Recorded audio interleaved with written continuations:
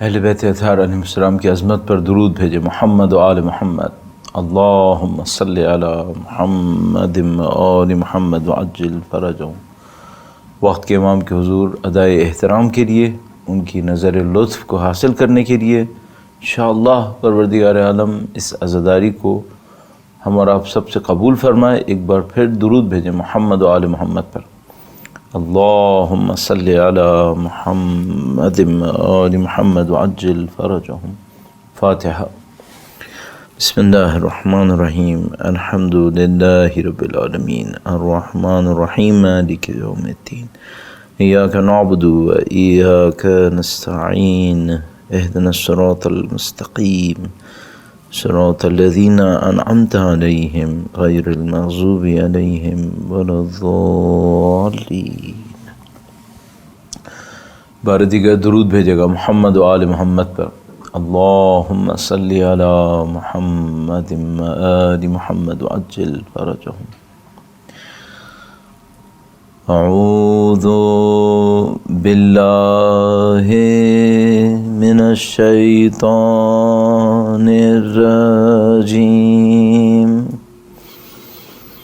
بسم اللہ الرحمن الرحیم۔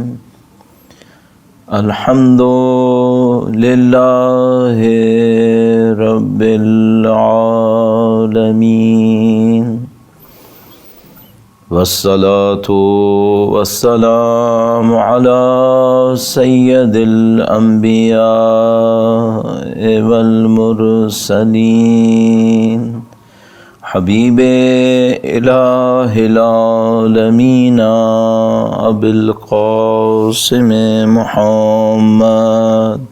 اللہم صلی علی محمد و آل محمد وعجل فرجہم وعلى آلہ الطیبین الطاہرین سیما بقیت اللہ فی الارضین۔ قال اللہ تعالی فی کتابہ الکریم بسم اللہ الرحمن الرحیم۔ ام حسبت ان اصحاب الکہف والرقیم كانوا من آیاتنا عجبا۔ درود بھیجے گا محمد و آل محمد پر۔ اللہم صلی علی محمد و آل محمد وعجل فرجہم۔ پروردگار عالم کا انتہائی احسان ہے، انتہائی لطف و کرم ہے۔ جتنا بھی ہم خداوند متعال کا شکر بجا لائیں انتہائی کم ہوگا۔ خود قرآن کریم میں فرماتا ہے ان تعدوا نعمت اللہ لا تحصوها۔ شکر تو کہاں، اگر ہم نعمتوں کو گننا بھی چاہیں تو نہیں گن پائیں گے۔ شکر تو بہت دور کی بات ہے۔ تو صرف کیا کر سکتے ہیں؟ صرف یہ کر سکتے ہیں کہیں الحمدللہ۔ الحمدللہ کا مطلب کیا ہے؟ یہ کہ خدا جو بھی نعمتیں ہیں جن کو تو جانتا ہے، ہم ان تمام کا شکر بجا لاتے ہیں۔ اور جس نعمت سے میں اور آپ اس وقت مستفید ہو رہے ہیں، جو نعمت خداوند متعال کی طرف سے ہمیں اور آپ کو مل رہی ہے، وہ ایسی عظیم الشان نعمت ہے جس کا کائنات میں کوئی بدل ممکن ہی نہیں ہے۔ وہ نعمت کیا ہے؟ وہ نعمت یہ ہے کہ خداوند متعال نے جن عظیم الشان ہستیوں کو تمام کائنات کے اوپر فضیلت دی، مجھے اور آپ کو ان کی محبت نواز دی ہے۔ اللہ اکبر۔ اب ہمیں تو اس کی برکتیں بھی نہیں معلوم۔ حقیقت یہ ہے کہ اللہ کا کرم ہے، ہم ان کے چاہنے والے ہیں، ان کے ماننے والے ہیں، ان کے غم میں غمگین ہیں، ان کی خوشیوں میں خوش ہیں، لیکن ہمیں اس محبت کے جو معنوی اثرات ہیں، اس دنیا سے نکلنے کے بعد جو اس کے اثرات ہوں گے، ان کا تو علم نہیں ہے۔ اجمالاً پتہ ہے، حقیقت نہیں معلوم۔ تو ہم صرف خداوند متعال سے یہ کہہ سکتے ہیں خدا تیرا شکر ہے، تو نے ہمیں نعمت دی ہے، ہماری بصیرت میں اضافہ فرما دے، ہماری معرفت میں اضافہ فرما دے، تاکہ انشاءاللہ ہم اس نعمت کے سائے میں ان کمالات کو حاصل کریں جن کو تو چاہتا ہے کہ ہم ان تک پہنچ جائیں۔ اللہ سے اس دعا کے لیے عاجزانہ درخواست کرتے ہیں کہ قبول فرمائے۔ درود بھیجیں محمد و آل محمد پر۔ اللہم صلی علی محمد و آل محمد وعجل فرجہم۔ عرض ہوا کہ پروردگار عالم نے ہر کام کو کسی حکمت کے تحت انجام دیا ہے۔ یہ پوری کائنات خداوند متعال کی حکمت کا ایک نمونہ ہے، اور یہ جو میں اور آپ دیکھ رہے ہیں کہ اتنی اسٹڈیز ہوتی ہیں کہیں زندہ موجودات کے اوپر، حتیٰ جو میٹیریل باڈیز ہیں، جو نان لیونگ میٹیریل باڈیز ہیں، ان کے اوپر پتہ نہیں کیمیکلز کے اوپر اور اس کے اوپر اربوں ڈالر خرچ ہوتے ہیں تحقیقات پر۔ یہ سب کیا ہے؟ یہ خدا کی حکمت کو سمجھنے کی ایک کوشش ہے کہ خدا نے راز کتنے رکھے ہیں اس کائنات کے اندر۔ تو آج کی دنیا کتنی اس معاملے میں آگے جا چکی ہے کہ پوری دنیا میں جو معلومات مثلاً ابتدائے خلقت سے انسان نے حاصل کرنے کی کوشش کی، وہ جتنی معلومات وہ حاصل کرتا تھا اس نے سینکڑوں ہزاروں سال لگا کے حاصل کی، آج وہ معلومات مثلاً 2 سال میں بن جاتی ہے، ایڈیشن ہو جاتا ہے اس کے اوپر، اتنی تیز ہو گئی۔ ان سب کے باوجود ایک معرکہ ہے جس کے اندر انسان مبتلا ہے، اور وہ معرکہ یہ ہے کہ میری خلقت کا ہدف کیا ہے۔ البتہ ظاہر ہے کہ خلقت کا ہدف وہ کہے گا جو خدا کو مانتا ہوگا، جو خالق کو مانے گا، ورنہ باقی لوگ تو یہی اپنے آپ سے سوال پوچھ سکیں گے کہ کائنات میں جو میں ایک پیس ہوں، اس پیس کی ویلیو کیا ہے، اس کا فنکشن کیا ہے۔ اور اگر خدا کو مائنس کر کے دیکھنے کی کوشش کریں تو پھر مجھے تقریباً یقین ہے کہ ہمارا فنکشن اچھا فنکشن نہیں ہے۔ شاید کائنات کی سب سے نقصان دہ مخلوق موجود بلکہ ان لوگوں کی زبان میں انسان بن جائے گی اگر خدا بیچ میں نہ ہو۔ اگر کوئی یہ کہے کہ میں خدا کو نعوذ باللہ تعالیٰ کنسیڈر نہیں کر رہا اور میں انالیسس کر رہا ہوں کہ انسان کی اس دنیا میں پوزیشن کیا ہے، تو تباہی ہے، ڈسٹرکشن ہے۔ کیوں؟ کسی شیر اور چیتے نے ماحول کو اور اس نیچر کو اتنا نقصان نہیں پہنچایا جتنا انسان نے نقصان پہنچایا۔ کسی ویل اور شارک اور ڈولفن نے اس زمین و آسمان کو اتنا نقصان نہیں پہنچایا جتنا انسان نے نقصان پہنچایا۔ پھر تو ڈسٹرکٹیو ہے، پھر تو خراب ہے اگر خدا کی اس لنک کو ہم نکال دیں۔ لیکن اگر خدا کے لنک کو باقی رکھیں، ہاں پھر پتہ چلتا ہے ہاں اب کچھ ہے، اب انسان بہت کچھ ہے۔ کیوں؟ انسان ترقی حاصل کرتا ہے، تکامل حاصل کرتا ہے۔ اور میں ایک جملہ عرض کرتے ہوئے اپنے موضوع کی طرف آؤں گا۔ ایک شہید ایران میں ہوتے تھے، وہ ایک جملہ کہتے تھے، اور وہ جملہ بہت دہراتا ہوں اپنے لیے، اور وہ یہ کہتے تھے کہ یہ پوری دنیا ایک کھیل کی مانند ہے، فٹ بال کا ایک گیم جیسے۔ تو اس کے اندر 22 پلیئرز ہیں، اور باقی جو لوگ بیٹھے ہیں یہ کیا ہیں؟ یہ سب تماشا کر رہے ہیں، یہ دیکھنے والے ہیں۔ ان کا رول گیم کے اندر کیا ہے؟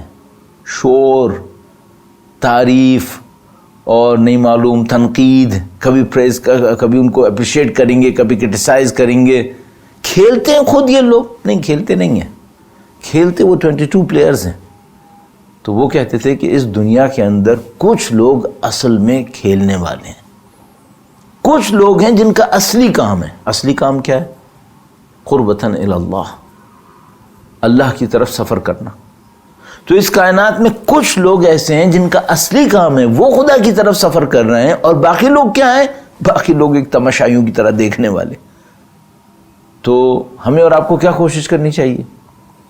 کوشش کریں کہ اپنے آپ کو کنیکٹ کرنا ہے تو ان سے کنیکٹ کریں جو اصل لوگ ہیں، اور ان سے کنیکٹ کر کے نہ بیٹھ جائیں کہ جو صرف گول گپاڑا کرنے کے لیے، شور مچانے کے لیے بیٹھے ہوئے۔ تو اب آپ مجھ سے اگلا سوال کر سکتے ہیں اگر آپ میری بات کو فالو کریں کہ بھائی وہ ہم کیسے آئیڈینٹیفائی کریں کہ جو لوگ اصل کام کرنے والے ہیں کون ہیں اور جو لوگ یوں ہی شور مچانے والے ہیں وہ کون ہیں؟ تو میں آپ سے ایک سوال پوچھتا ہوں، اگر میں آپ سے یہ کہوں کہ اللہ کی نظر اس وقت دنیا میں کن لوگوں پہ سب سے زیادہ ہوگی؟ تو بہت معذرت کے ساتھ یہ جملہ آپ سے کہوں گا، مثلا کیا آپ یہ مجھے یقین سے کہہ سکتے ہیں کہ اللہ اور اس کے نظام، یعنی اللہ اور اس کا نبی، اس کا ولی، اس کے فرشتے، ان کی نظر اس دنیا میں مثلا اس وقت اس شخص پہ ہوگی جو سب سے زیادہ دولت کما رہا ہے، جس کے پاس سب سے زیادہ طاقت ہے؟ اگر میں آپ سے کہوں بھی تو آپ قبول نہیں کریں گے، لیکن اگر میں آپ سے کہوں کہ دنیا میں اس وقت اللہ کے نظام کی نظر اس شخص پہ ہوگی جس میں تقوی سب سے زیادہ ہے، جس کے پاس اللہ کا دیا ہوا علم ہے، اللہ کی دی ہوئی نورانیت ہے، اسے آپ قبول کر لیں گے، تو پھر آپ کو کس سے کنیکٹڈ ہونا چاہیے؟ آپ کو کس کو فالو کرنا چاہیے؟ آپ کو کس کی نقل اتارنی چاہیے؟ اگر انسان کسی کی پیچھے چلنے کی کوشش کرے، کس کو فالو کرے؟ اس کو فالو کرے جس کا خدا سے کوئی تعلق نہیں ہے۔ تو عزیزان محترم، خود بخود ہمارے سامنے لائف کے لیے ایک پیٹرن بننے لگتا ہے۔ اب میں یہاں پہ ایک ذرا سا رک کر بچوں کی تربیت کے حوالے سے ایک جملہ عرض کر دوں، ایک مطلب عرض کر دوں، درود بھیجے گا محمد و آل محمد پر، اللہم صلی علی محمد و آل محمد۔ ہم یہ جو بچوں کے دماغ میں بٹھاتے ہیں بچپن سے، وہ بہت ہی امپورٹنٹ ہوتا ہے۔ وہ کس طریقے سے؟ مثال کے طور پر ایسی میں اپنی مثال رکھ لیتا ہوں۔ فرض فرمائیے کہ بھائی میرے بچوں نے میرے گھر میں یہ دیکھا کہ میں نے ایک جگہ پہ تصویر لگائی ہوئی ہے ایک فٹ بال کھیلنے والے کی، ایک جگہ پہ ایک تصویر لگائی ہوئی ہے مثال کے طور پر ایک فلاں مووی کے اسٹار کی، ایک جگہ کے اوپر مثال کے طور پر میں نے شرٹ پہنی ہوئی ہے، اس کے اوپر فلاں چیز لکھی ہوئی ہے۔ اچھا، اس کے بعد میرے بچے نے دیکھ لیا کہ میری زندگی میں یہ سب انوالو ہے، یا مثلا میں کئی گھنٹے بیٹھتا ہوں اور فلاں گیم دیکھتا ہوں اور یہ ہوتا ہے وہ ہوتا ہے، اس کی رپورٹس جمع کرتا ہوں۔ اچھا، یہ بچہ بڑا ہو رہا ہے، اب یہ کس کو آئیڈیالائز کرے گا؟ اس کے بعد میں اس سے کہوں کہ تم امام کی نصرت کے لیے اپنے آپ کو تیار کرو، یہ کانٹرڈکشن نہیں ہے؟ یا مثال کے طور پر وہ یہ دیکھتا ہے کہ میرے بابا جن لوگوں کے ساتھ بیٹھ کر بہت خوش ہوتے ہیں، بڑے ریلیکسڈ ہوتے ہیں، وہ دیندار نہیں ہیں، اور مجھ سے کہتے ہیں قرآن پڑھو، مجھ سے کہتے ہیں نمازیں پڑھو، مجھ سے کہتے ہیں برے بچوں کے ساتھ نہیں بیٹھنا، تو وہ کیا کہے گا؟ کہے گا بھئی یہ تو کانٹرڈکشن ہے، یہ خود کچھ اور کرتے ہیں اور ہم سے کچھ اور کہتے ہیں۔ اسی طریقے سے مثلا میں نے والد کی مثال دی، آپ والدہ کو لے لیجئے، تو مثال کے طور پر بچے اپنی ماں کو دیکھیں گے تو کیا کہیں گے؟ تو ایک بات مجھے سمجھ میں آتی ہے، شروع سے کوشش کریں بچوں کے ذہن میں لائف کا وہی آبجیکٹو آئے جس کو جب یہ حاصل کریں تو آپ اللہ کے سامنے سرخرو ہو جائیں، اللہ کے سامنے خوش ہو سکیں، اور اس آبجیکٹو کو اس کے ذہن میں ڈالنے کے لیے اپنی لائف کے اندر چیک کرتے رہیے کہ بھئی ہماری لائف کا آبجیکٹو کیا ہے۔ اگر میری لائف کا آبجیکٹو مثلا یہ ہے کہ میں بہت بڑا ملینر بلینر بن جاؤں، تو میرے بچے کو خود بخود دماغ میں یہی چیز اثر ڈلوا دے گی کہ بھئی مجھے یہ ہونا ہے۔ اب وہ کہنے کو سب کچھ کہتا رہے گا میری طرح، لیکن کرے گا وہی جو اس کے دماغ کے اندر آ گیا ہے۔ تو بہت زیادہ ہوشیاری کی ضرورت ہے کہ انشاءاللہ ہماری طرف سے اچھی فکر ہمارے بچوں کے ذہن میں جائے انشاءاللہ تعالی۔ درود بھیجے گا محمد و آل محمد پر، اللہم صلی علی محمد و آل محمد وعجل فرجہم۔ اب جو ہمارا ٹاپک اس سلسلے مجالس کے لیے ہے، وہ ہم نے عرض کیا تھا زندگی کا مقصد اور اہل بیت اطہار علیہ السلام کی نصرت۔ اور اس ٹاپک کے حوالے سے ہماری جو خواہش ہے وہ یہ کہ میں اور آپ اپنی زندگی کے اندر ایک اورینٹیشن کے ساتھ زندگی گزاریں، اور وہ اورینٹیشن وہ ہو جو خود بخود ہمیں امام کی نصرت کی طرف لے جائے۔ اور میں نے آپ کی خدمت میں یہ بات عرض کی تھی کہ دیکھیے خدا جو بھی کام انجام دیتا ہے حساب کتاب سے انجام دیتا ہے، اور یہ بات آپ کو اور ہمیں بہت اچھی طریقے سے پتہ ہے کہ بھئی میرا جیسا آدمی تو یہ کر سکتا ہے کہ ایک کام یوں کر دے، ایک کام یوں کر دے، ایک کام بلا مقصد کر دے، لیکن خدا کے نظام میں ایسا نہیں ہوتا۔ اور حضرت موسیٰ علیہ السلام کی شاید مثال میں نے آپ کی خدمت میں عرض کی۔ اب اگر میں یہ چاہتا ہوں کہ اپنی زندگی گزارتا رہوں اور ایک پوائنٹ کے اوپر جا کر امام کی نصرت کروں، تو مجھے بہت تیاری کرنی پڑے گی، مجھے اس کے لیے اپنے آپ کو لے کے چلنا پڑے گا، یعنی میری ساری ٹیوننگ اور فائن ٹیوننگ اس بات کے اوپر ہو کہ میں نے نصرت کرنی ہے، تب یہ چیز حاصل ہوگی، ورنہ یہ حاصل نہیں ہو پائے گا، نعوذ باللہ تعالی۔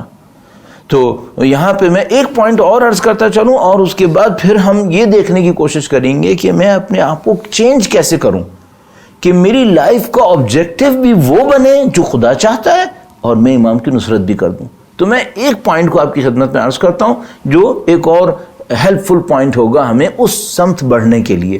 ایک بار پھر وقت کے امام کے حضور ادائے احترام کے لیے کہ انشاءاللہ ان کی نظر لطف حاصل ہو، درود بھیجے گا محمد و آل محمد پر. اللہم صلی علی محمد و آل محمد وعجل فرجہم.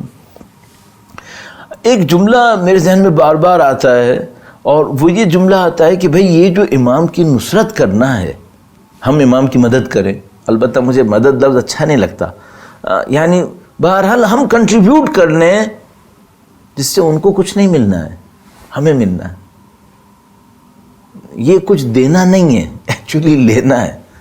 ہم لینا چاہ رہے ہیں، ورنہ آپ خود جانتے ہیں کہ محتاج تو وہ نہیں ہے، محتاج تو ہم ہیں، ضعیف تو ہم ہیں، ناقص تو ہم ہیں.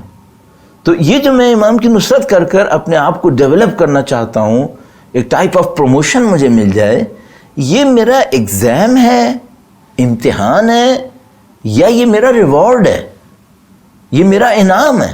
کیا چیز ہے یہ؟ تو مثلا فرض کیجئے میں آج نماز پڑھنے کھڑا ہوا، بہت پریکٹیکل ایک بات آپ کی خدمت میں عرض کروں گا. فرض کر لیجئے آج میں فجر کی نماز پڑھنے کے لیے کھڑا ہوا اور میں نے نماز پڑھنے کے دوران اس بات کو احساس کیا کہ آج بلیسنگز اللہ کی، آج میری اٹینشن ایکسٹرا آرڈنری ہے،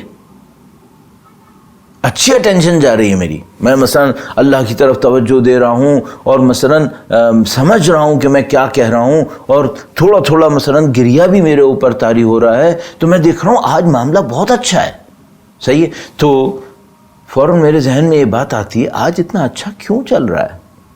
یا تو کوئی اتنا خوش قسمت ہو جس کا روٹین ہی اتنا اچھا چل رہا ہو، تو وہ شاید یہ سوال نہیں کرے. ورنہ میرے جیسے آدمی مثال کے طور پہ دیکھیے بھئی آج ایکسٹراڈنری بلیسنگز ہیں، تو وہ اپنے آپ سے پوچھتا ہے کہ آج اچھا کیوں ہے. تو مثال کے طور پر ایسے ہی میں کہہ رہا ہوں، مثلا کسی کے ساتھ ایسا ہوا تو اس کو یاد آیا کہ اس نے کل رات ایک نیکی کی تھی. مثلا اب اس کی والدہ کو کوئی ضرورت تھی جو اس نے پوری کی تھی، تو آج اس کو انعام مل گیا. انعام کیا ملا؟ نماز میں اس کی اٹینشن بڑھ گئی. تو یہ جو نماز میں اٹینشن بڑھی، یہ ایک ریوارڈ ہے، ایک ریوارڈ ہے. صحیح ہے. اس ایگزامپل کے اندر، اس مثال کے اندر اب میں ایک اور طرح سے کہتا ہوں. مثلا آج میں نماز پڑھنا شروع کی اور تو میں نے کوشش کی ہے کہ آج میں ایکسٹرا آرڈنری اچھی نماز پڑھوں گا، کوشش کر کے. تو مثلا شیطان نے وسوسہ بھی کیا، لیکن میں نے نماز کو اپنے بہت اچھے طریقے سے پڑھا، پوری اٹینشن کے ساتھ اور اللہ کی طرف اپنی توجہ کو رکھتے ہوئے. اور پھر میں نے عرض کیا تھوڑا سا گریہ بھی ہوا، اپنی گناہوں کی مغفرت بھی میں نے مانگی، خدا سے استغفار کیا. اور پھر جب نماز ختم ہوئی تو مجھے ایک اور اچھا کام کرنے کا موقع ملا. تو میں نے احساس کیا کہ وہ جو میں نے نماز میں کوشش کی تھی نا، مجھے اس کا صلہ مل گیا. کیا صلہ ملا؟ یہ دیکھو، یہ جو اچھا کام تھا یہ کوئی اور بھی کر سکتا تھا، خدا نے میرے نصیب میں ڈال دیا. اس مثال کے اندر اچھی نماز پڑھنا ایک امتحان تھا. اس امتحان میں میں کامیاب ہوا تو مجھے ایک انعام مل گیا اچھے کام سے. صحیح ہے. اب میں ایک سوال پوچھتا ہوں اپنے آپ سے، امام کی نصرت کرنا انعام ہے یا امتحان ہے؟ تو میرا ذہن یہ کہتا ہے، ایکچولی جو مجھے سمجھ میں آتا ہے وہ یہ کہ ہمارا ہر کام ایک کانٹیکس میں ریوارڈ ہوتا ہے، ایک اور کانٹیکس میں یہ ایگزام ہوتا ہے. پوری لائف ہماری ایسے ہی گزرتی ہے، یعنی بار بار ہم ایک امتحان سے گزرتے ہیں، اس امتحان میں کامیاب ہوتے ہیں، ہمیں ایک انعام ملتا ہے، پھر وہ انعام خود ایک امتحان ہوتا ہے. اس میں کامیاب ہو جائیں تو ایک اگلا فیز شروع ہوگا، پھر ایک اگلا فیز. لیکن ہم لوگ اتنے سکسیسفل نہیں ہوتے کہ یوں ڈیولپ ہوتے چلے جائیں. ہمارے ساتھ کیا ہوتا ہے، تھوڑے سے ڈیولپ ہوتے ہیں، تھوڑے سے نیچے جاتے ہیں، پھر تھوڑے سے اوپر آتے ہیں، پھر تھوڑے سے نیچے جاتے ہیں. لکی وہ ہے کہ جو اینڈ آف دا ڈے بالآخر اوپر چلا جائے، باٹم لائن تک آتے آتے. اور انفارچونیٹ وہ ہے کہ جو اوپر نیچے ہوتا ہے اور ڈاؤن ٹو ارتھ نیچے چلا گیا اینڈ میں جا کے. تو یہ جو امام کی نصرت ہے یہ صرف ایک امتحان نہیں ہے، یہ کسی اور امتحان کا انعام ہے، البتہ خود بھی ایک بہت بڑا امتحان ہے. تو اب جس امتحان کا انعام امام کی نصرت ہے، وہ امتحان کون سا ہے؟ یعنی میں اور آپ امتحان سے گزر رہے ہیں، ٹیسٹ ہو رہے ہیں، اس ٹیسٹ کو پاس کریں گے تو خداوند متعال ہمیں توفیق دے گا کہ ہم اپنے امام کی نصرت کریں۔ وہ ٹیسٹ کون سا ہے؟ یہ جس لائف سے میں اور آپ گزر رہے ہیں، یہ غیبت کا زمانہ، یہ وہ ٹیسٹ ہے، اور اس ٹیسٹ میں پاس ہونے والے امام کی تشریف آوری پر امام کی نصرت کریں گے۔ درود بھیجیں محمد و آل محمد پر انشاءاللہ تعالی۔ اللہم صلی علی محمد و آل محمد وعجل فرج۔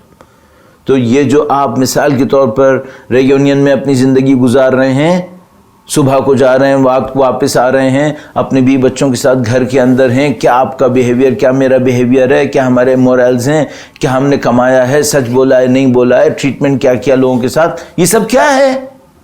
یہ سب ایک امتحان ہے۔ اور اس کا ریوارڈ کیا ہے؟ اس کا ریوارڈ یہ ہے کہ جب امام تشریف لائیں گے تو ہم ان کا ساتھ دیں گے، یا نعوذ باللہ تعالی ہماری ایلیجبلٹی کمپلیٹ نہیں ہوئی، اور نعوذ باللہ تعالی کو ریجیکٹ کر دیا گیا۔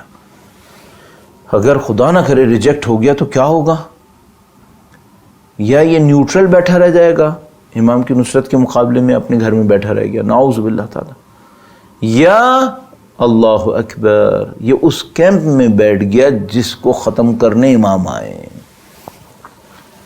یہ تو کوئی پنش ہوگا تو پھر ایسے ہوگا، یعنی نعوذ باللہ تعالیٰ اس نے کوئی ایسا غلط کام کیا، ایسے غلط کام کیے کہ یہ باٹم لائن میں جا کر اس کیمپ میں بیٹھ گیا جس کو ختم کرنے کے لیے امام تشریف لا رہے تھے۔ ظالموں کے ساتھ بیٹھ گیا۔ یہ انجام کس کا ہو سکتا ہے؟ میں اس کو بس ایک آدھ جملے میں عرض کرتا ہوں، یہ انجام اس کا ہو سکتا ہے جو اس دنیا کے اندر ظلم کر رہا ہے اور اپنے ظلم کے اوپر نادم بھی نہیں ہے، اپنے ظلم پہ شیم بھی فیل نہیں کر رہا ہے۔ تو مثال کے طور پر اگر میں ظلم کروں، بے رحم انسان بن جاؤں، میرے اندر کوئی کائنڈنس نہیں ہے، میرے اندر کوئی پیشن نہیں ہے دوسرے انسانوں کے لیے، میں اپنی سیلفش لائف گزار رہا ہوں، دوسرے میری وجہ سے پرابلم کے اندر ہیں، آئی ڈونٹ کیئر، میں بودر بھی نہیں ہو رہا ہوں، اس کے بعد امام تشریف لائیں گے تو امام مجھے ایکسیپٹ کریں گے، اپنے لشکر میں شامل کریں گے، میں ان کے لیے اسٹرینتھ کا سبب بنوں گا۔ کیسے پاسبل ہے؟ کیوں پاسبل نہیں ہے؟ اس کی وجہ یہ ہے کہ امام کے لشکر کو جوائن کرنے کے لیے ایک ایلیجبلٹی کا کرائیٹیریا ہے، اگر وہ کرائیٹیریا میں نے پورا نہیں کیا تو میں ایلیجبل نہیں ہوں گا۔ وہ کیا ہے وہ میں اب آپ کی خدمت میں ایک ایک کر کے بیان کرنے کی کوشش کرتا ہوں، اور یہی ہماری زندگی کا مقصد ہے۔ یہ دو چیزیں نہیں بن پائیں گی کہ کوئی انسان یہ کہے کہ میں ادھر کامیاب ہو گیا، ادھر نہیں چل پایا میں، نہیں، یہ سب ایک ہی جیسا ہے۔ جو امام کا ساتھ نہیں دے پائے گا ایکچولی گاٹ نتھنگ، ایکچولی یہ ہے ایک مشکل۔ تو اب وہ کہاں سے ہم نے شروع کرنا ہے، اور وہ ایلیجبلٹی ہے کیا چیز، اس کو میں آپ کی خدمت میں ایلیبریٹ کرنے کی کوشش کروں گا، اور ممکن ہے کہ میں تھوڑا سا رک کے بول رہا ہوں، اور ممکن ہے کہ میں تھوڑا سا اس کو ڈیٹیل میں ایکسپلین کر رہا ہوں، اور آپ لوگ ممکن ہے آپ میں سے کچھ لوگ شاید تھک رہے ہوں، تو میں معذرت چاہتا ہوں، لیکن میں چاہتا ہوں کہ یہ چند مجالس جو ہمارے پاس ہیں اس میں اس کو اچھی طرح ایلیبریٹ کر لوں۔ اور حقیقت یہ ہے کہ مجھے اپنی زندگی کا پتہ بھی نہیں ہے کہ مثلا میں کتنے وقت زندہ ہوں، آج مروں کل مروں، تو میرے ذہن میں یہ آتا ہے کہ اب جو ٹاپک لے کے چلوں اس کو سکون سے بول دوں، تاکہ جو میرے ذہن میں جو کچھ ہے وہ عرض ہو جائے اور میرا کنٹریبیوشن اس کے اندر بڑھ جائے، اور انشاءاللہ زندہ رہوں، اور ہم اور آپ زندہ رہیں تو امام کا ساتھ دیں، اور اگر اللہ ہمیں اس دنیا سے کہیں اور لے جائے تو خدا سے دعا کریں جہاں بھی لے جائے امام کی نصرت میں رکھے، امام کے اوان و انصار میں رکھے انشاءاللہ تعالی۔ تمام مرحومین کے درجات کی بلندی کے لیے اور تمام زندوں کے درجات کی بلندی کے لیے درود بھیجیں محمد و آل محمد پر۔ اللہم صلی علی محمد و آل محمد وعجل فرجہم۔ تو عزیزان محترم، ہماری زندگی کا ایک مقصد ہے، خدا نے ہمیں بے ہدف خلق نہیں کیا ہے، ہم جو یہاں پر ہیں ہماری زندگی کا مقصد کوئی ایسی چیز نہیں ہے جس کی ورتھ نہ ہو۔ خدا ہم اشرف مخلوقات انسان کو یوز لیس چیزوں کے لیے خلق نہیں کرے گا، اور ہمیں معلوم ہے کہ اس دنیا کے اندر یوز لیس چیزیں بہت زیادہ ہیں، جو بڑی گلٹرنگ ہیں, دیکھنے میں بہت اٹریکٹیو ہیں, لیکن ایبسولوٹلی یوز لیس ہیں اگر بڑے کانٹیکسٹ کے اندر دیکھا جائے اسے. درود بھیجے گا محمد و آل محمد پر. اللہم صلی علی محمد آل محمد وعجل فرجہم. عرض ہوا کہ اس دنیا کے اندر بہت ساری چیزیں ایسی ہوں گی جو یوز لیس ہیں, کہ کوئی قیمت نہیں ہے, لیکن ہیں چمکدار, لوگوں کو اٹریکٹ کرتی ہیں. آج جب میں اس مجلس کے لیے تیار کر رہا تھا تو ایک روایت میں ذہن میں مجھے دیکھنے کو ملی, بہت نفیس روایت. میں آپ کا تھوڑا سا وقت لے کر یہ روایت آپ کی خدمت میں عرض کرتا ہوں. بہت خوبصورت روایت ہے. ایک بار پھر درود بھیجے گا محمد و آل محمد پر. اللہم صلی علی محمد آل محمد. مولا امیر المومنین سے روایت ہے, اور فرمائے کہ لما سئل عن قول اللہ تعالی الا ان اولیاء اللہ لا خوف علیہم ولا هم یحزنون. امام سے سوال کیا گیا کہ مولا یہ جو قرآن کریم میں اللہ نے فرمایا کہ اللہ کے جو اولیاء ہیں, اللہ کے پسندیدہ بندے ہیں, لا خوف علیہم ولا هم یحزنون, نہ انہیں کوئی خوف آئے گا نہ انہیں کوئی غم آئے گا, وہ اتنے اچھے درجے میں ہوں گے. تو مولا یہ اولیاء اللہ کون ہیں؟ امام نے جواب فرمایا فقیلا من ہؤلاء.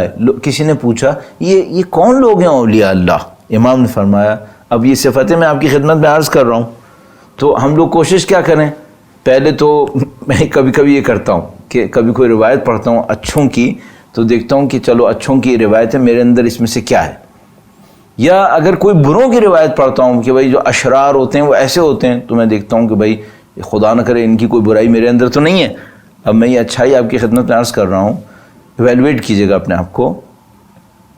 اور اگلا کام ظاہر یہ ہوگا کہ بھائی اگر میرے اندر نہیں ہے تو مجھے کیسے کریٹ کرنا ہے, اور یہ میری ایلیجبلٹیز بنیں گی کہ میں اپنے امام کی نصرت کی طرف بڑھوں گا. فرمایا کہ وہ کون لوگ ہیں؟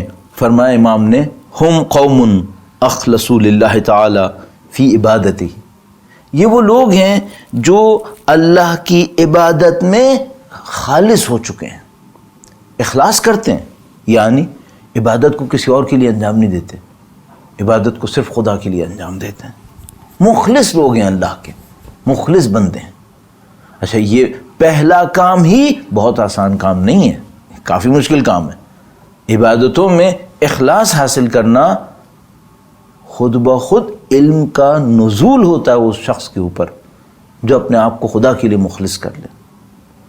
کتنی ہی روایت ہمارے پاس موجود ہیں, اور 40 حدیث جو جمع کرتے ہیں, 40 حدیثیں اس میں اس حدیث کو رکھتے ہیں کہ جو اللہ کے لیے خالص ہو جائے 40 دن تک, اللہ اس کی زبان پر علم اور حکمت کے چشمے جاری کر دیتا ہے.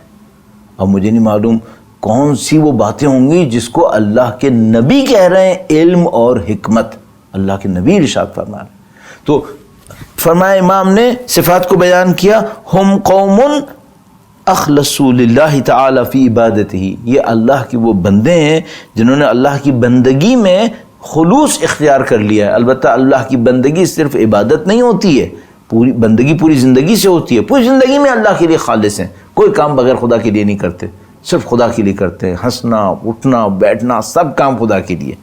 اللہ اکبر. وہ اب جو جگہ میں عرض کرنا چاہ رہا تھا آپ کی خدمت میں, تو تصور فرمائے گا, توجہ فرمائے گا. وَنَظَرُوا إِلَى بَاطِنِ الدُّنْيَا حِينَ نَظَرَ النَّاسِ إِلَى ظَاهِرِهَا. یہ لوگ دنیا کے باطن کو دیکھنے لگتے ہیں جبکہ باقی لوگ دنیا کے ظاہر کو دیکھ رہے ہوتے ہیں. ایک قدم آگے بڑھ گیا معاملہ. البتہ یہ لوگ جو دنیا کے باطن کو دیکھنے لگتے ہیں, یہ طاقت توانائی ان کو خود سے نہیں ملی ہے یا بلا وجہ نہیں ملی ہے, نہیں, انہوں نے خلوص اختیار کیا اللہ کے لیے, اپنی زندگی کو خدا کے لیے گزارا ہے. جب اپنی زندگی کو خدا کے لیے گزارتا ہے کوئی شخص, تو روایات کے مطابق خدا علم جاری کر دیتا ہے اس کے اوپر, اس کی آنکھوں کو کھول دیتا ہے, اسے بصیرت مل جاتی ہے. گویا ان لوگوں کو بصیرت مل گئی, انہوں نے دنیا کے باطن کو دیکھنا شروع کر دیا جبکہ لوگ دنیا کے ظاہر کو دیکھ رہے تھے. اچھا مولا, جب انہوں نے دنیا کے باطن کو دیکھا تو اس باطن کو دیکھنے کا ان کے اوپر کیا اثر پڑا؟ روایت فرمایا وَنَظَرُوا إِلَى بَاطِنِ الدُّنْيَا حِينَ نَظَرَ النَّاسِ إِلَى ظَاهِرِهَا، بس جب انہوں نے یہ کام کیا فَعَرَفُوا أَجَلَهَا عَرَفُوا عَاجِلَهَا حِينَ غَرَّ النَّاسِ سِوَاهُمْ بِعَاجِلِهَا، جب ان کو یہ باطن دیکھنے کا موقع ملا تو انہوں نے عرفان حاصل کیا، معرفت حاصل کی اس دنیا کے بعد میں آنے والی چیزوں کی، اور جو ان کے سوا لوگ تھے وہ کیا کر رہے تھے؟ ہین غر الناس سواہم بعاجلہا، ان کے سوا جو باقی لوگ تھے، ان کے علاوہ جو باقی انسان تھے، وہ دنیا کی جو اس وقت کی چیزیں تھیں اس میں امام نے لفظ استعمال کیا ہے غرہ، دھوکے میں مبتلا ہو گئے۔ بس امام فرما رہے ہیں کیٹیگریز دو انسانوں کی بنیں گی، انسانوں کی کیٹیگریز دو ہو جائیں گی۔ ایک وہ ہیں جنہوں نے اللہ کے لیے خلوص اختیار کیا اپنی عبادت کے اندر، بندگی کے اندر، جب انہوں نے یہ کام کیا تو انہوں نے کائنات کے باطن کو، دنیا کے باطن کو دیکھنا شروع کر دیا، اور جب انہوں نے باطن کو دیکھا تو انہوں نے اس دنیا کے جو پیچھے جو کچھ تھا، بعد میں آنے والا تھا، اسے دیکھنا شروع کر دیا۔ اچھا، جن لوگوں نے خلوص اختیار نہیں کیا ان کے ساتھ کیا مشکل ہوئی؟ وہ دنیا کی باطن کو نہیں دیکھ پائے، وہ صرف دنیا کے ظاہر کو دیکھ پائے۔ اچھا، جب انہوں نے دنیا کے ظاہر کو دیکھا تو ان کے ساتھ کیا ہوا؟ وہ دنیا کے آج جو کچھ تھا اسی میں دھوکے میں رہ گئے۔ میں کن لوگوں میں سے ہوں؟ وہ جس کو دنیا کا باطن سمجھ میں آ گیا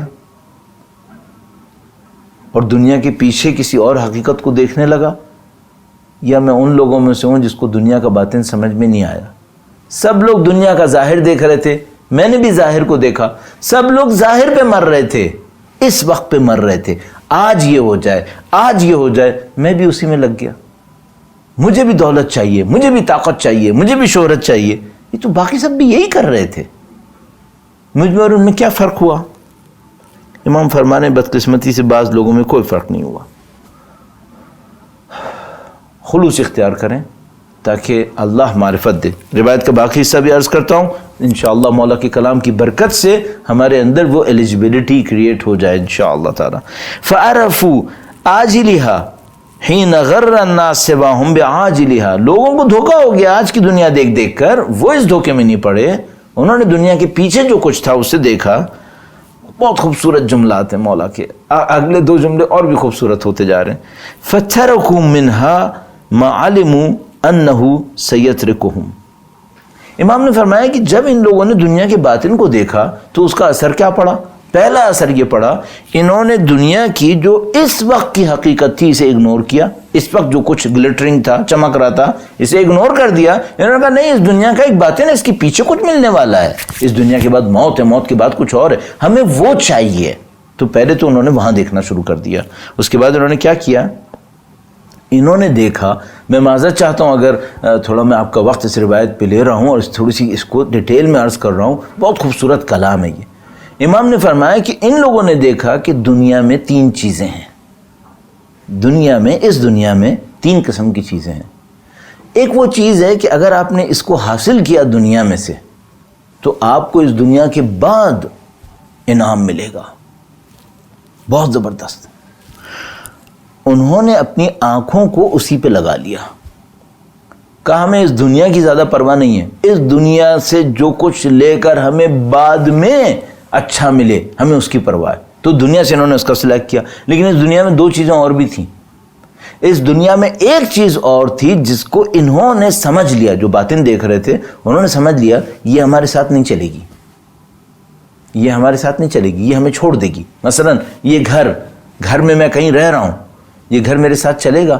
گھر نہیں چلے گا، میں قبر میں جاؤں گا، برزخ میں جاؤں گا، محشر میں ہوں گا، گھر میرے پیچھے پیچھے نہیں آئے گا۔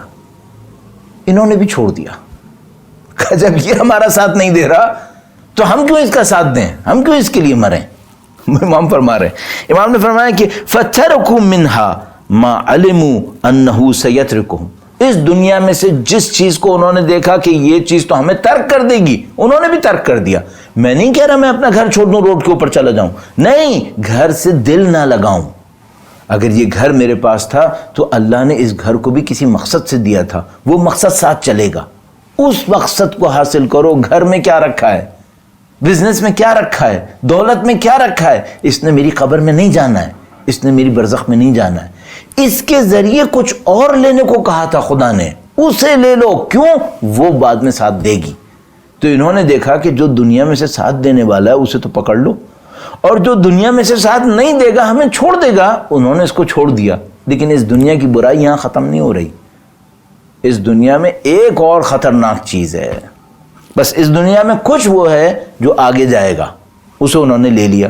اس دنیا میں کچھ ایسا ہے جو چھوڑ دے گا، انہوں نے بھی چھوڑ دیا۔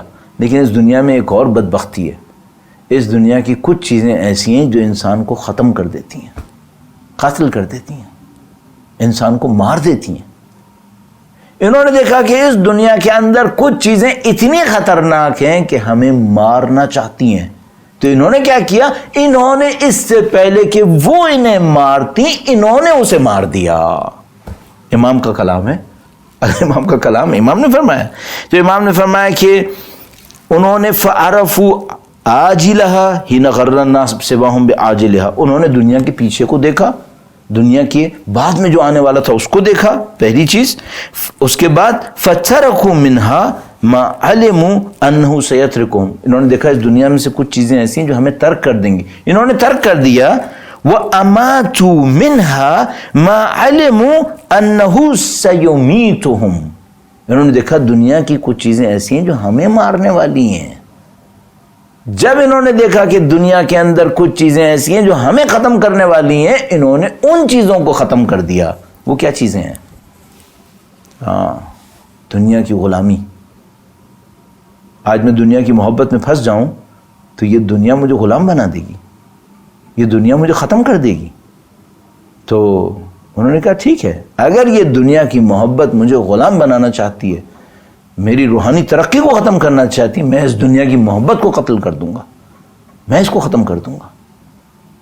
تو جس کو انہوں نے دیکھا کہ وہ ہمیں ترک کرے گی، انہوں نے ترک کر دیا، اور جس کو دیکھا کہ نہیں یہ تو ہمیں قتل کر دے گی، تو انہوں نے خود جا کے اس کو مار دیا۔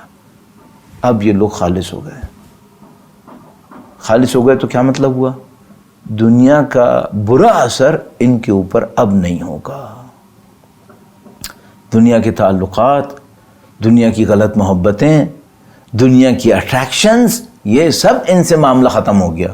اور دیکھیے اگر امام فرما رہے ہیں نا کہ اولیاء اللہ یہ ہیں جنہوں نے یہ کیا ہے، تو اس کا مطلب کیا ہے؟ اس کام کو سب سے بڑھ کر امام نے خود کیا ہے، کیونکہ وہ تو رئیس الاولیاء ہیں، اولیاء کے بھی ولی ہیں، تو انہوں نے تو ایک کام سب سے پہلے کیا۔ تو جب دنیا وہ تھی جو ہمیں چھوڑ کے جانے والی تھی، تو امام وہ تھے جس نے فرمایا کہ میں تم کو 3 طلاقیں دیتا ہوں، کبھی واپس بھی نہ آنا میرے پاس۔ غری غیری، جاؤ کسی اور کو دھوکہ دو، طلقتک ثلاثہ، میں نے تجھے 3 طلاقیں دی، اب کبھی میری طرف واپس بھی مت آنا۔ امام نے یہ کام خود کیا، امام نے سب کچھ ختم کر دیا اس دنیا سے۔ اور اعزان محترم، جو تشریف لانے والے ہیں وہ ان امام علی علیہ السلام کے وارث ہیں۔ تمام سلسلہ ائمہ اور بی بی ام الائمہ اور رسول خدا کی ذات مقدسہ کے اوپر درود بھیجے محمد و آل محمد پر۔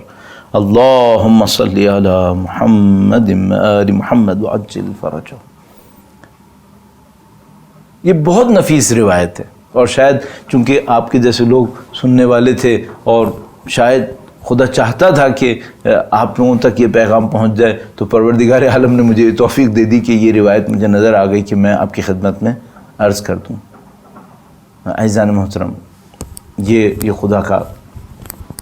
خدا کا پیغام ہے ہمارے لیے کہ دیکھو، اگر تم نصرت حاصل کرنا چاہتے ہو اور تم نصرت کرنا چاہتے ہو، حقیقت یہ ہے کہ یہ معاملہ اس طرف سے زیادہ ہے، ہمیں ان کی نصرت چاہیے، ہم تو کیا ہی نصرت کریں گے، ہمیں تو ان کی نصرت چاہیے۔ اسی لیے تو ہم بار بار کہتے ہیں یا مولا ادرکنی ادرکنی یا مولا، مولا ہماری نصرت کر دیں کسی طریقے سے کہ ہم اس جنجال سے نکلیں اور آپ کے راستے کی طرف چلنے کی کوشش کریں۔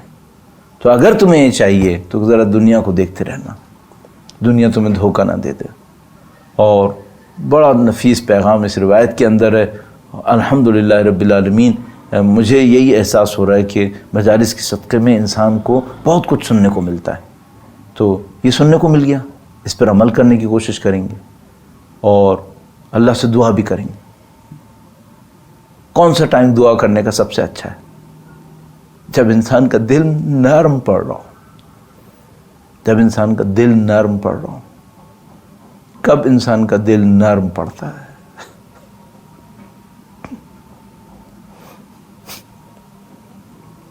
کوئی وقت دلوں کی نرمی کا امام حسین کے مصائب سے بڑھ کر اچھا ٹائم نہیں.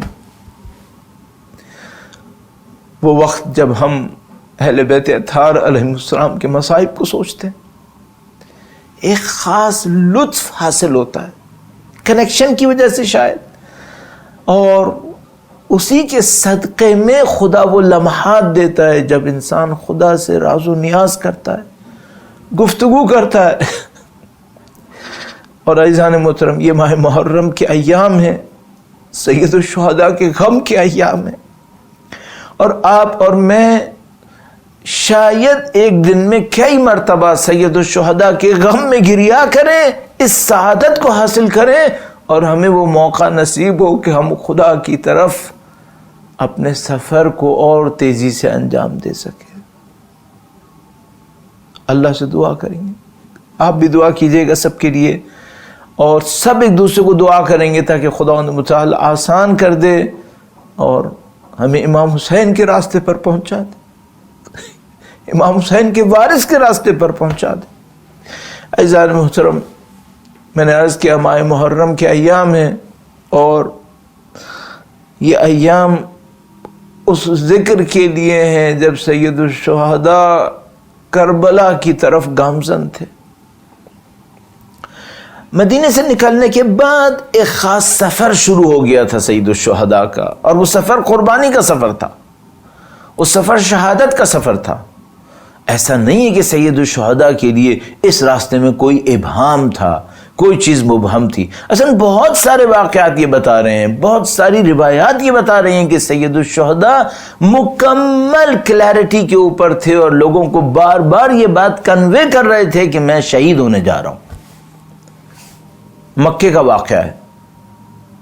عبداللہ بن زبیر کا بیٹا آتا ہے اور امام سے ایک مکالمہ کرتا ہے، اور اس کے بعد کہتا ہے کہ میں نے آپ کے نانا سے سنا ہے کہ میرا ایک فرزند عراق کے نزدیک مارا جائے گا. سید الشہداء نے عبداللہ بن زبیر کی یہ بات سنی اور کہا کہ اے عبداللہ، کیا یہ ممکن ہے کہ تم نے تو ہمارے نانا سے سنا ہو اور ہم نے نہ سنا ہو؟ اہل بیت ہم ہیں یا تم ہو؟ گھر کی باتیں اہل بیت جانتے ہیں یا باہر والے جانتے ہیں؟ یعنی امام فرما رہے ہیں شہادت کی خبر میری ہے، اور نبی نے تمہیں تو سنا دیا ہو اور مجھے نہ سنایا ہو. یہ ممکن ہے کہیں؟ سید الشہداء پورے قاطعیت کے ساتھ اس سفر کے اوپر گامزن تھے جو سفر ان کی شہادت کا سفر تھا، اور اسی خاطر جگہ جگہ مختلف منازل کے اوپر اپنی شہادت کا گویا اعلان کر رہے تھے. کبھی حضرت یحییٰ ابن زکریا کو یاد کرتے تھے جن کا سر اقدس جدا کیا گیا تھا ایک ظالم بادشاہ کے حکم پر، اور کبھی سید الشہداء کسی خواب کو بیان کرتے تھے اور کہتے تھے کہ میں نے خواب میں دیکھا ہے کہ یہ قافلہ بڑھ رہا ہے اور موت اس کے پیچھے پیچھے آ رہی ہے. آپ اور میں یہ روایت جانتے ہیں، سید الشہداء نے ایک موقع کے اوپر سفر کے دوران ایک عجیب ندا سنی، اور منادی نے ندا دی کہ یہ قافلہ بڑھ رہا ہے اور موت اس کے پیچھے پیچھے آ رہی ہے. سید الشہداء نے آنکھیں کھول کر فرمایا انا للہ وَإِنَّا إِلَيْهِ رَاجِعُونَ. امام کے قلب مقدس سے یہ کلام جب سنا تو کون امام کے نزدیک آیا؟ عزیزان محترم، اولاد کا کردار کیا ہوتا ہے؟ بیٹا وارث کہلاتا ہے نا، تو وارث کا کام کیا ہوتا ہے؟ وارث کا کام یہ ہوتا ہے اپنے باپ کے لیے سپورٹ بنے، اپنے باپ کے لیے سہارا بنے، اپنے باپ کے لیے آسرا ہو، اور جب امام نے کہا انا للہ و انا الیہ راجعون تو وہ نزدیک آیا جو حسین کا سہارا تھا۔ علی اکبر فوراً نزدیک آئے اور کہا بابا آپ نے کلمہ استرجاع پڑھا؟ علی اکبر پہچان گئے سلام اللہ علیہ کہ وہ پہچان گئے کہ میرے بابا کو کوئی خبر ملی ہے۔ نزدیک آئے اور پوچھا آپ نے کلمہ استرجاع پڑھا؟ فرمایا کہ ہاں مجھے ایک ندا آئی ہے اور اس ندا نے یہ کہا ہے کہ یہ قافلہ بڑھ رہا ہے اور موت اس کے پیچھے پیچھے آ رہی ہے۔ علی اکبر اپنے والد کے علیہ السلام اپنے والد کے مزاج کو پہچاننے والے تھے۔ وہ سمجھ گئے کہ اس وقت میرے والد کو یہ خبر ملی ہے کہ ہم سب دنیا سے جانے والے ہیں اور ہم سب موت کے سامنے پہنچنے والے ہیں۔ اب اس بیٹے نے اپنے باپ کے دل کو مضبوط کرنے کے لیے ایک اور کام کیا اور کہا بابا کیا ہم حق پر نہیں ہیں؟ امام حسین نے فرمایا ہاں یقیناً ہم حق پر ہیں۔ کہا بابا یعنی میں اپنے الفاظ میں کہہ رہا ہوں بابا اگر یہ ندا کہہ رہی ہے نا کہ ہم موت پہ جا رہے ہیں میں گھبرانے والا نہیں ہوں، اگر ہم حق پر ہیں اذن لا ابالی، مجھے کوئی پرواہ نہیں ہے موت کیسے آتی ہے۔ علی اکبر نے جو کہا وہ عاشور کے دن کر کے بھی دکھایا، ایسی موت کو قبول کیا جو ہر کوئی قبول نہیں کر سکتا تھا۔ یہ علی اکبر کا جگر تھا۔ علی اکبر نے بابا کو تسلی دی، آخری وقت تک بابا کی حمایت کی، سید الشہداء کی حمایت کی اور اس موت کو لیا جس کے لیے کہا تھا مجھے کوئی پرواہ نہیں ہے، یہ موت میرے اوپر کیسے آتی ہے۔ سید الشہداء کا قافلہ آہستہ آہستہ کربلا کی طرف بڑھ رہا تھا۔ اہل بصیرت جانتے تھے کہ سید الشہداء کے ارادے کیا ہیں۔ سید الشہداء مفاہمت نہیں کریں گے، کوئی یزید کے ساتھ کسی بھی قسم کی کوئی نرمی نہیں کریں گے، اور سید الشہداء کی رگوں میں جو خون دوڑ رہا ہے وہ یزید کے سامنے جھکنے نہیں دے گا۔ عزیزو آپ امام حسین کے چاہنے والے ہیں، فرش عزا کے اوپر بیٹھے ہیں اور امام حسین کے غم کو ذکر کرنے کے لیے آئے ہیں، تو امام کی بلند کلمات میں سے ایک جملہ آپ کی خدمت میں عرض کرتا ہوں جو انسان سنتا ہے تو اس کا خون جوش مارنے لگتا ہے، اور بس یہ جملہ بھی عرض کروں خاص کر سادات کرام کی خدمت میں عرض کروں گا، سید ہونا ایک فضیلت ہے اور وہ فضیلت ڈیمانڈ کر رہی ہے کہ جو امام حسین کے اندر عزت تھی، جو امام حسین کے اندر شجاعت تھی، بہادری تھی، اعلیٰ ظرفیت تھی، وہ سادات کرام کے اندر ہونی چاہیے، وہ جرأت اور بہادری ہونی چاہیے۔ سید الشہداء نے مدینے کے اندر اعلان کیا تھا، مدینے کے اندر تشریف فرما ہوئے، مدینے کے حاکم نے بلایا اور ان سے کہا کہ یزید خلیفہ بن گیا ہے اور اب آپ کو یزید کے ہاتھ پر بیعت کرنی ہے۔ مروان بن حکم بھی بیٹھا ہوا تھا، تو جب امام کے سامنے کہا کہ بیعت کرنی ہے تو امام نے فرمایا وعلی الاسلام السلام اذ بولیت الامت براع مثل یزید، اسلام پر تو خدا حافظ کہنا پڑے گا اگر اسلام کو امت کو اس یزید جیسے حاکم کا سامنا کرنا پڑ رہا ہے۔ اور اس کے بعد امام نے ایک عظیم الشان جملہ کہا، عظیم الشان جملہ، اور امام نے اس موقع پر فرمایا جن گودیوں میں میں پلا ہوں وہ مجھے بیعت نہیں کرنے دیں گی۔ سید الشہداء کیا کہہ رہے ہیں؟ کہا میں رسول خدا کا نواسا ہوں، میں علی مرتضیٰ کا بیٹا ہوں، میں فاطمہ کی گود میں پلا ہوں، میں ظالموں کے سامنے سر نہیں جھکاؤں گا، میں ظالموں کا مقابلہ کروں گا۔ یہ حسین ہیں جو اولاد فاطمہ ہیں، اولاد علی ہیں، وارث رسول خدا ہیں، اب کربلا کے میدان میں کھڑے ہیں۔ اور جب بتایا گیا کہ یہ کربلا ہے تو امام نے فوراً کہا ھذا مقام کرب وبلا ہا ہنا محط رحالنا، یہ وہ جگہ ہے جہاں ہمارے قافلے روکیں گے، یہ وہ جگہ ہے جہاں پہ ہمارے اجساد گریں گے، یہ وہ جگہ ہے جہاں پہ ہماری قبریں بنیں گی، یہ وہ جگہ ہے جہاں پہ ہماری زیارت کرنے والے آئیں گے۔ امام نے سارا نقشہ بیان کر دیا۔ عزیزو اب میں اور آپ ہیں اور کربلا کے اس پیغام کے سامنے ہیں کہ اگر حسینی ہو تو پرچم عزا کو بلند کرو، حسین نے کربلا بسا دی ہے، حسین نے قربانی تیار کر لی ہے، بنی اسد سے وعدے لے لیے ہیں کہ دیکھو میری قبر کو تیار کر دینا، میرے اجساد کو دفنا دینا، اور کبھی میری قبر کا نشان نہ مٹانا۔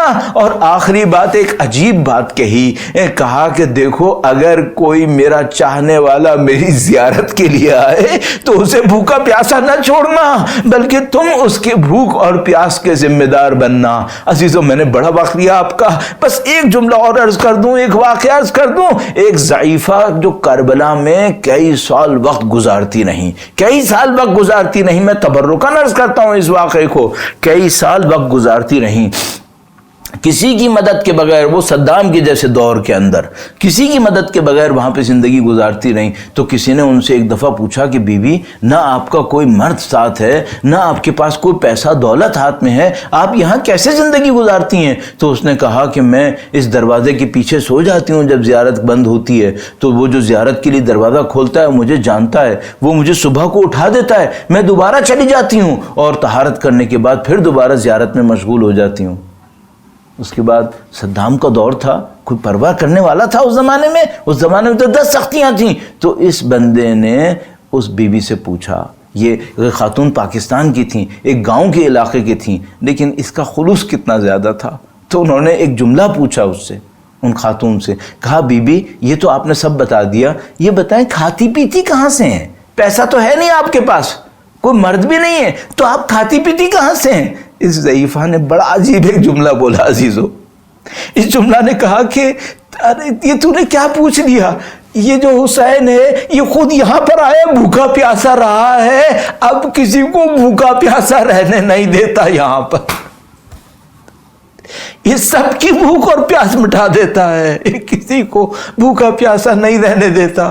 عزیزو ہم امام حسین سے بس یہی عرض کریں گے کہ مولا ہم آپ کے در کے بھکاری ہیں، ہم آپ سے نورانیت لینے آئے، ہم آپ سے معنویت لینے آئے، ہم آپ سے شہادت کی موت لینے آئے، مولا ہماری ان دعاؤں کو اپنی بارگاہ میں قبول فرمائیں تاکہ انشاءاللہ دنیا اور آخرت میں امام حسین کا ساتھ ہو۔ اللہم احشرنا تحت لواء الحسین الا لعنت اللہ علی القوم الظالمین وسیعلم الذین ظلموا ایا منقلب ینقلبون۔ پروردگار تمام تر نقص و عیب کے باوجود اس قلیل کو اپنی بارگاہ میں قبول فرما، ان کی نورانیت سے ہمارے دلوں کو منور فرما۔ خداوندہ دنیا اور آخرت میں اہل بیت کی حمایت اور پناہ اور ان کی شفقت اور جوار نصیب فرما۔ ہم سب کو اور ہمارے تمام مرحومین کو خدایا اور خدایا امام کے ظہور کا دن دیکھنا نصیب فرما، ان کی نصرت اور ان کی نصرت کی راہ میں شہادت نصیب فرما۔ ربنا تقبل منا انك انت السميع العليم وتب علينا انك انت التواب الرحيم بجاه محمد وعترته الطاهرين اللهم صل على محمد وآل محمد وعجل فرجهم۔